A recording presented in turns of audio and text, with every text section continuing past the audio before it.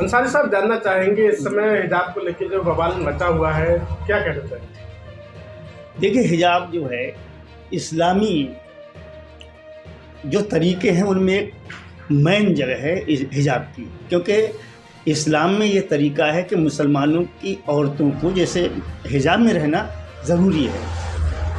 और आजकल जैसे कर्नाटक के अंदर हिजाब के मामले में जो मैटर चल रहा है, तो इसके सीधा सीधा ये राजनीति से जोड़कर ये हिंदुस्तान में मुसलमानों की एक तहजीब और उनकी निशानी पहचान को मिटाने की कोशिश है, साजिश है, जो कि ना हिंदुस्तान बल्कि ये मतलब वो फ्रांस और इसराइल जैसे मुल्कों की देन है, उनके सहयोग से हो रही है। जिस तरह से महिलाओं के सुरक्षा और सम्मान की बात कही जाती है, लेकिन जिस तरह से वीडियो में देखने को मिल रहा है, एक लड़की और जो है कई लोग जो हैं, सारे स्टूडेंट जो हैं जी जय श्री राम का नारा लगवा रहे हैं। जी, देखिए वो वीडियो मैंने भी देखा, जरा आप ध्यान दीजिए। वो सरकार जिसके हमदर्द लोग कहे जाएं, संघ के लोग, जो कि हमारे संविधान पर, हमारे आईन पर भरोसा नहीं कर रहे हैं, सुप्रीम कोर्ट पर भरोसा नहीं कर रहे हैं, वो ऐसे अराजक तत्व, गुंडागर्दी करने वाले जो लड़के हैं, एक लड़की के पीछे जाते हैं, नारा देते हैं। बीजेपी वाले, भाजपा का नारा है कि नारी सम्मान की जो बात करने वाले, एक बेबस अकेली बेटी को इन्होंने किस तरह से उसको बेइज्जत करने की कोशिश की है और जय श्री राम के नारे लगा रहे हैं। लेकिन मैं दाद देना चाहूँगा उस बेटी के लिए जिसका नाम मुस्कान है, कि हमेशा उसके चेहरे पर मुस्कान बनी रहे, कि उसने इतनी गुंडों के बीच में रह के भी अपने की हिम्मत नहीं आ रही और उसने अपने मजहब से मुकरी नहीं और अल्लाह अकबर का नारा दिया। मैं उसको दाद देता हूँ, मुबारकबाद देता हूँ।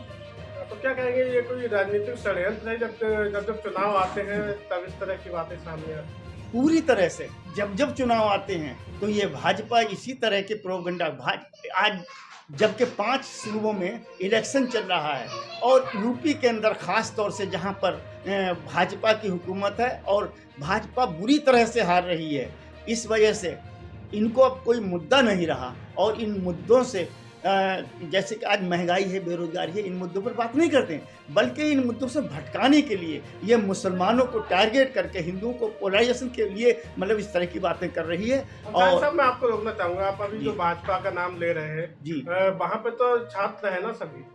देखिए, उस बेटी ने जिसका नाम मुस्कान है, उसने साफ तौर पर कहा कि जो लड़के थे उसमें 90% बाहर के थे, 10% जो थे वो स्कूल के थे, स्टूडेंट थे, बाकी 90% बाहरी तत्व थे जो इस तरह की गुंडागिर्दी कर रहे। तो ये कौन थे आप अच्छी तरह से जानते हैं, क्यों नहीं पहचान करते? चुनाव के वक्त सारी पार्टियां मुसलमानों के हितैषीपन की बात करती हैं, चाहे वो समाजवादी पार्टी हो, चाहे बहुजन समाज पार्टी हो, लेकिन जब मुसलमानों की बात आती है ये खामोश हो जाती है।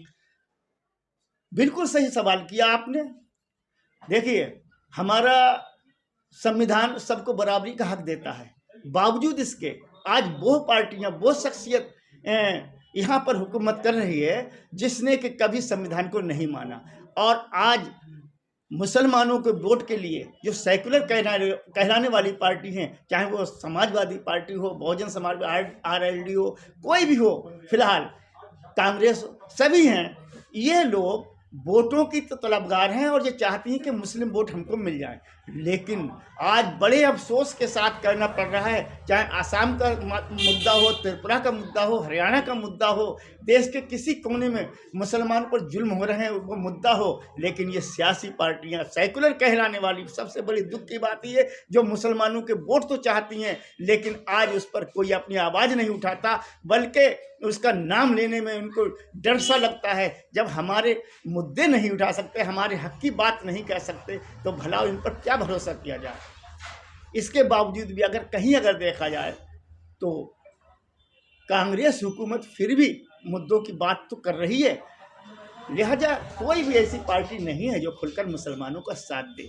मुसलमानों को खुद अपनी देखना पड़ेगा। तो चुनावी माहौल चल रहा है, ऐसे में क्या संदेश देंगे आप? हम तो यही चाहते हैं कि ये चुनाव जो है एक तरह से संविधान को बचाने के लिए, और हम जो हमारे संविधान में, लोकतंत्र में जो खिलवाड़ किया जा रहा है, तो संविधान बचाने के लिए, गंगा जमुनी तहजीब बचाने के लिए, लोकतंत्र को बचाने के लिए हम अपनी तरफ से यही कहना चाहते हैं कि तमाम ऐसे माहौल में मुस्लिम भाई ये ध्यान रखें कि सबसे पहले हमें जंग इस तरह से लड़नी है कि भाजपा को हराएं, क्योंकि ये फिरका परस्त ताकतों ने मुसलमानों को मेटने की कोशिश की है। तो इसके लिए हमें सेकुलर पार्टियों के साथ में मिलकर के और इस भाजपा को हराना है।